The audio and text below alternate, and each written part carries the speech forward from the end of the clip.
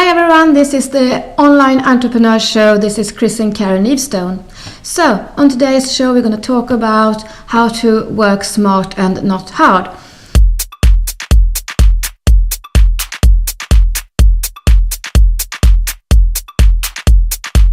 And Chris, maybe you have met someone who has been, struggling.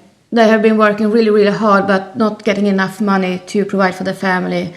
And it seems like whatever they do, it's not enough. Exactly. Have you ever heard, this doesn't work? Yeah. Something wrong, this doesn't work. Yeah, it's very common. It's very, very common. Mm-hmm. And I think this is very important to talk about. Yes, it is. And, to work hard, it's not the only components that you need to succeed. And we have actually 3 questions today that we think that you should think about a little bit harder, and it could really help you to succeed. And the first question, what comes easy for you but is hard for others? And I think that's something to think about. What's easy for you? What are your strengths? Because not everything is easy for everyone, And think about what are you naturally good at? And, it's like, do you remember when you were in school? Yeah, I did. Probably you had some classmates that had it so easy in the school. So when it was time for do a test, they just wrote A's. That's right, yeah. And I was the kind that had to go home. I had to read and read and read. It was really a struggle. And when I come to the test, I didn't do really well as well. So it's just to show that it's not so easy for everyone. We are not the same. We are different. So think about that something that's so easy for you can be really hard and a struggle with someone else. Yeah, but for a real life example, if you need some help with a special thing, let's say you have a bad teeth. Yeah. Yeah, you go to a dentist, and that's a special thing that you can't do it by yourself. Yeah. And someone else can do it. Exactly. And let's figure it out in another way. If you're a specialist in something, that is your strength, and you really need to use it because that could be your niche. Yes. So think about a couple of things that are your strength and use them and work with them to train your skills so you get even better. And these are the things that you should put out on the marketplace to make you earn more money. A lot of asking just those questions about, and can you say what you're naturally good at? You can get skills as well. You can learn things. Of course you can, but I would say don't waste so much time on things that you're not so good at. It's better to, it's like, I think we go to the question number 2. Okay. Because I think it will give you another level to this discussion, and it's about what would you do non-stop, even if you didn't get paid to do it. And I don't mean now to play video games, because it's really fun. Yeah, that's fun. Yeah, it's a non-stop thing, and yeah, I mean, think about some sort of skill or value that you can give to others, that you think it's so fun that you wouldn't think about it as a job. Yeah, that's the thing that we used to talk about to the children. Yes, yeah. It is, because if you can find, the thing that is you love just doing, and you're actually really good at it.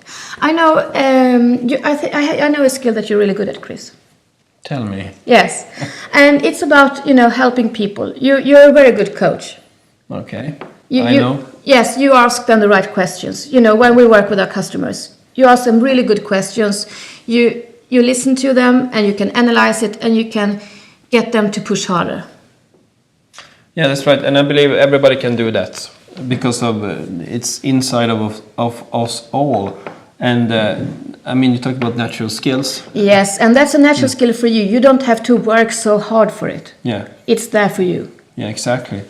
Yeah. And how can you okay, how can you know that you're good at this skill? How can you pinpoint it?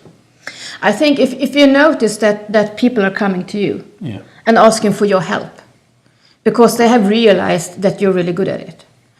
And so if you continue to do this skill that you love doing and that you're really good at, then people will come to you and they will see you as you are for the one who are showing them this. And they will see that you have high knowledge at it. And that means people will come asking for your help. Yeah, of course they see you're addicted, and the most important thing it is that they know that you know their problems. Yeah. You know about the problems. Exactly. And you're a solver. And I mean the solutions and the very end of when we are helping our customers, we want the market to come to them and say, hey, I heard about you and I heard about others talking about you, and I know you can solve this this problem for me. And I mean that is connected to the person, and we have talked a lot about this. I mean it's one common sentence there. It's a personal brand. Yes. Yeah.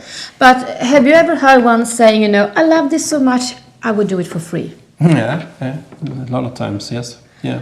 And it's not really good to have that kind of thinking, because it's actually, I think, a broke man's mentality, you know. Because if you're really good at something, you need to offer it to the market. You need to take money for it. Why shouldn't you? You know, you should value your knowledge. Yeah, but on the other hand, we say that you must give before. Yes, but not everyone should. You shouldn't give everything for free to everyone. No, of course not. No. Then it's not a business. No.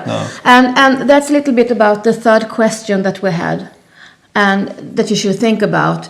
And it's how can you be of service and how can you give back to others? And that was exactly what you were saying, you know. And success isn't, you know, what you get. Yeah, that's the golden rule. It's what you give. Yeah. And then on the other hand, we are saying you shouldn't give away things for free. But what do we mean by that?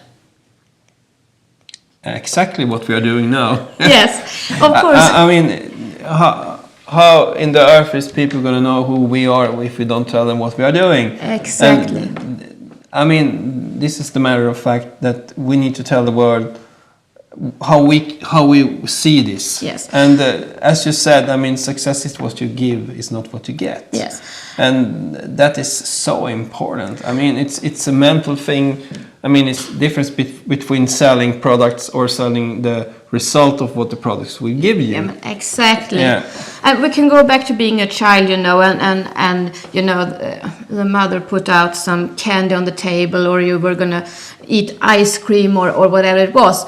And you get really selfish and you think, I want it.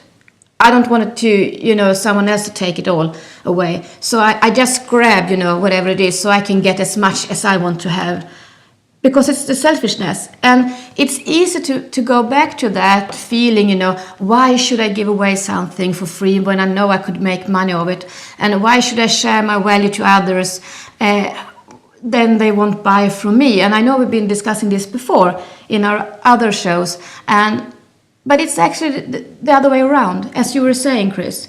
Yeah, that's the default problem. Because it's a lot of businesses out there, and they say, why should I learn out my tricks? Yeah.